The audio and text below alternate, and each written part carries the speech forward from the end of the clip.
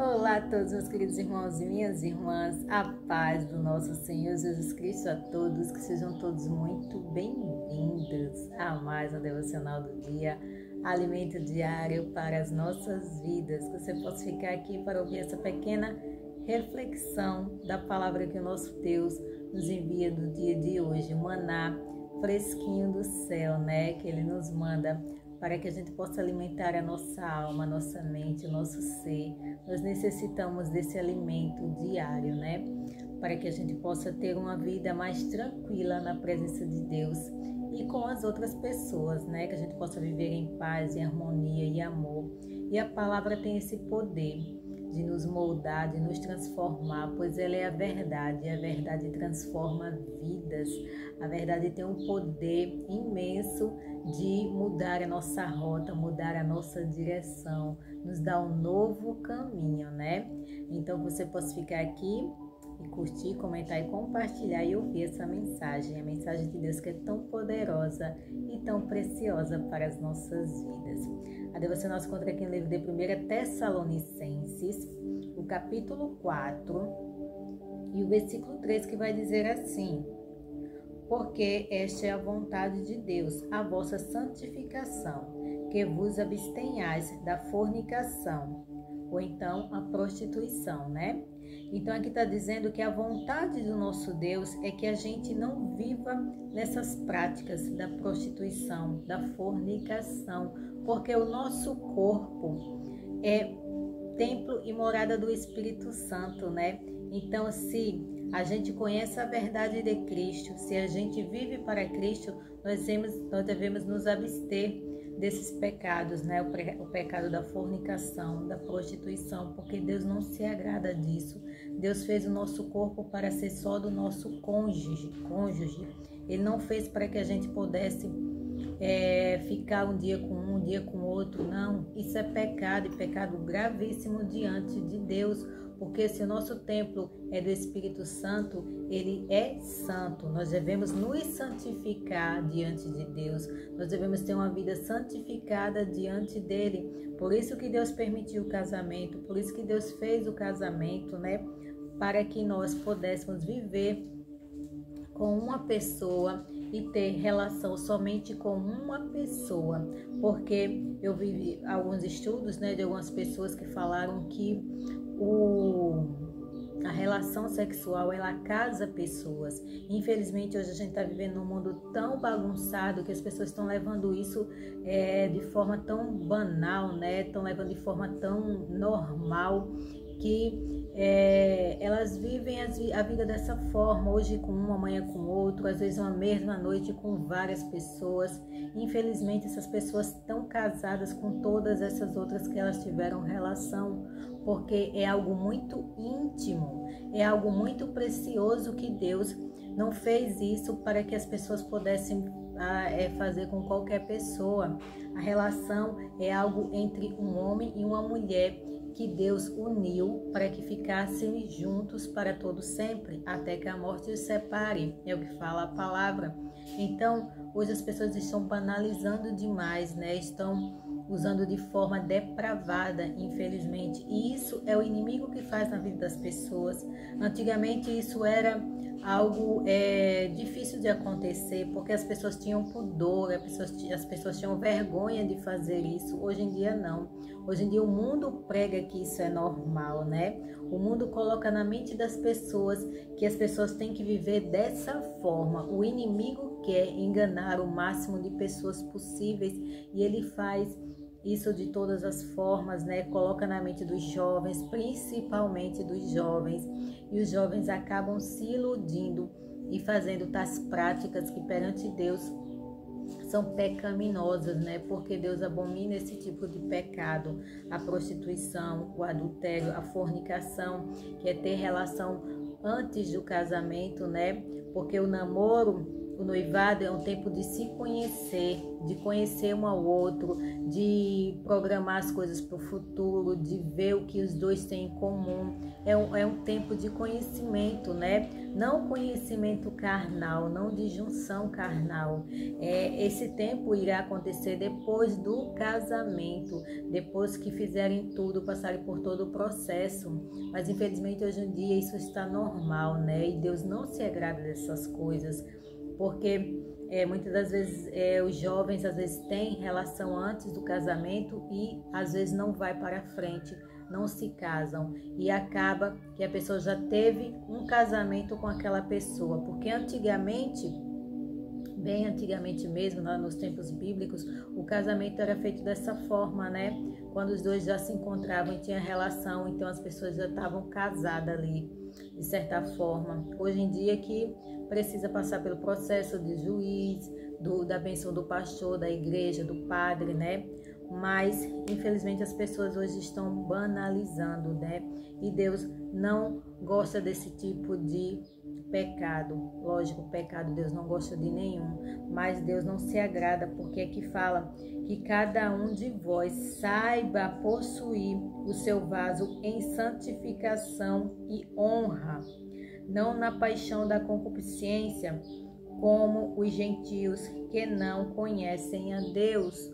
Aqui fala para o povo de Deus que a gente não deve ser parecido como os gentios, como o povo do mundo. As pessoas do mundo fazem essas coisas porque não conhecem a verdade, não sabem quem é Deus, não vivem as práticas que Deus quer para elas. Elas vivem enganadas nas coisas do mundo. E essa exortação são para todos os crentes e fiéis que vivem as suas vidas diante de Deus, e muitas das vezes elas pecam nisso, né? Infelizmente elas caem muito nesses pecados, né? E que Deus abomina. Mas se a gente se arrepender, chegar diante de Deus com o coração quebrantado, né? Contrito, Deus perdoa, mas perdoa para que não peques mais. Foi o que Jesus falou para aquela mulher que foi pega em adultério, né? Era um pecado terrível naquela época e a condenação era o apedrejamento. E aquelas pessoas trouxeram aquela mulher diante de Cristo e falaram que ela foi pega em adultério. Eles queriam que Jesus a acusassem, né? Jesus cumprisse a lei de Moisés e apedrejasse aquela mulher por aquele pecado que ela estava cometendo. Ela estava traindo o seu marido. Mas uma coisa que eles não fizeram foi ter trazido o homem também. Eles só trouxeram a mulher porque eles queriam testar Jesus, né? E Jesus falou para aquela mulher, quando Jesus falou e disse: aquele que não tem pecado, atire a primeira pedra. Então todos se calaram, jogaram as pedras para lá e foram embora, porque todos são pecadores. Todo mundo tem erro, todo mundo tem falha, né? Muitas das vezes aqueles que estavam ali acusando a mulher estavam cometendo o pecado pior, né? Porque eles levaram ela e não levaram o homem. E na lei fala que era para os dois serem apedrejados, não só a mulher. Porque só a mulher deveria ser apedrejada. Então Jesus falou para aquela mulher: vai e não pequeis mais. Jesus perdoou o pecado dela, mas ele falou que não era para ela continuar na prática do pecado, naquela prática do erro. E é isso que Deus fala para nós. Para todo pecado existe perdão, mas ele fala para a gente não pecar mais, para a gente não cometer mais aquele erro, aquela prática, aquele pecado, principalmente da fornicação, principalmente da prostituição. Muitas pessoas hoje em dia vendem seus corpos, né, por causa de dinheiro, porque querem dinheiro para ter uma vida de luxo.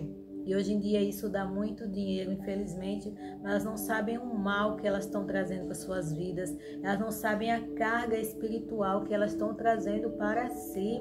Infelizmente as pessoas vivem no engano do mundo e vivem se afundando no lamaçal do pecado. É assim que é a vida espiritual dessas pessoas. Por fora são aquelas pessoas bonitas, né, bem tratadas, bem vestidas, mas por dentro são pessoas cheias de, infelizmente, podridão espiritual, porque o espírito que habita nessas pessoas não é um bom espírito, é o espírito que leva elas a fazer as práticas erradas do mundo, é um espírito imundo do diabo, pois o diabo só quer isso, o diabo só veio para matar, roubar e destruir, e é o que ele faz na vida das pessoas. Ele coloca isso na mente das pessoas para que as pessoas achem que isso é normal, mas não é. O Espírito Santo de Deus veio para nos purificar, para nos limpar.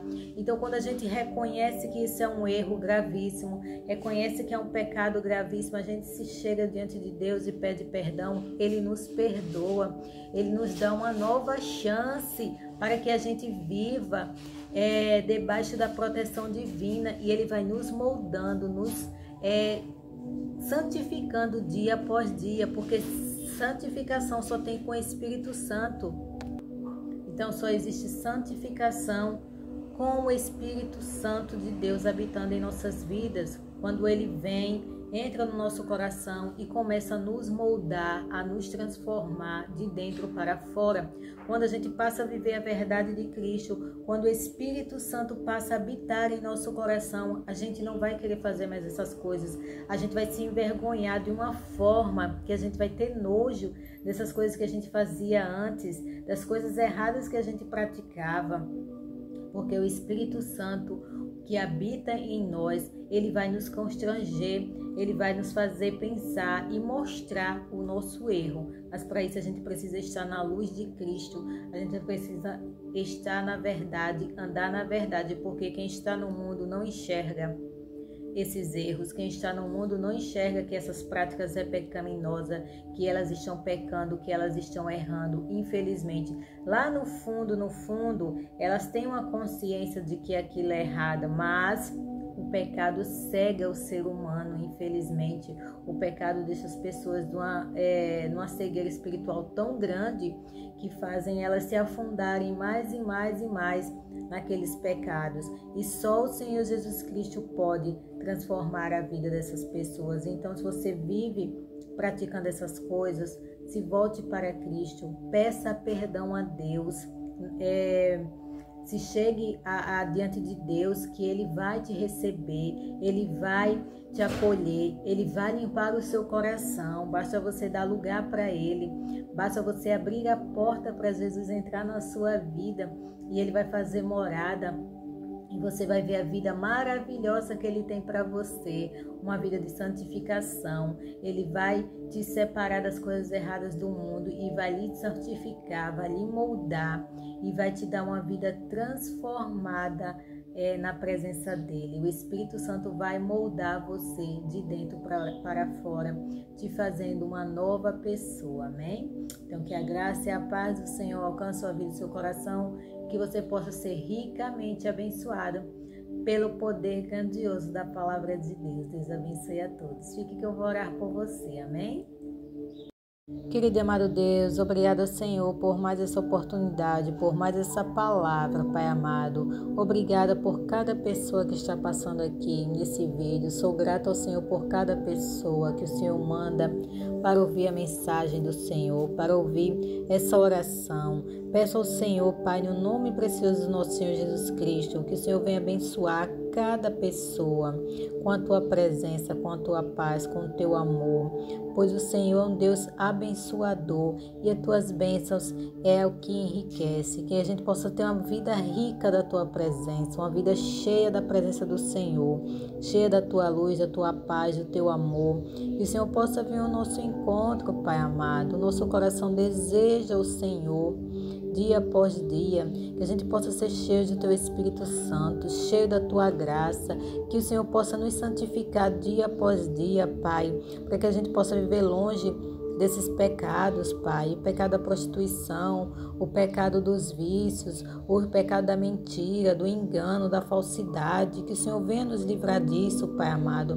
Nós somos seres humanos imperfeitos, nós só conseguimos com o Senhor, nós só conseguimos através do Teu Espírito, que o Senhor possa nos fortalecer, Pai, através do Espírito Santo, e que a gente possa se envergonhar dos nossos erros, que a gente possa sentir nojo dos nossos pecados e que a gente venha te buscar dia após dia, para que a gente possa ter um corpo santificado diante de Ti, um corpo santificado na Tua presença, e que o Senhor venha derramar graça e misericórdia e que o Senhor possa perdoar os nossos pecados, Pai amado. Nos perdoa, nos enche de graça e de misericórdia e também que nós possamos perdoar o nosso próximo também, pois a Tua palavra fala que a gente tem que perdoar, senão o Senhor não nos perdoa.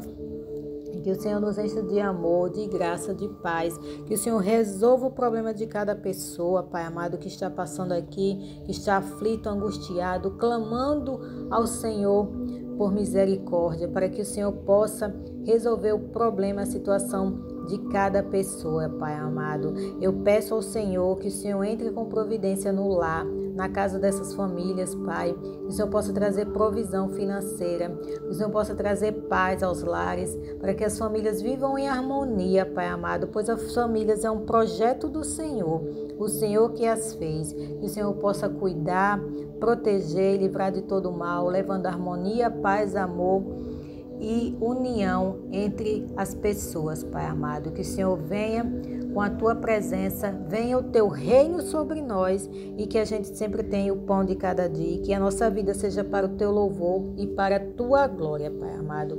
Eu te peço e te agradeço no nome precioso do nosso Senhor Jesus Cristo. Que Deus abençoe a todos. Amém.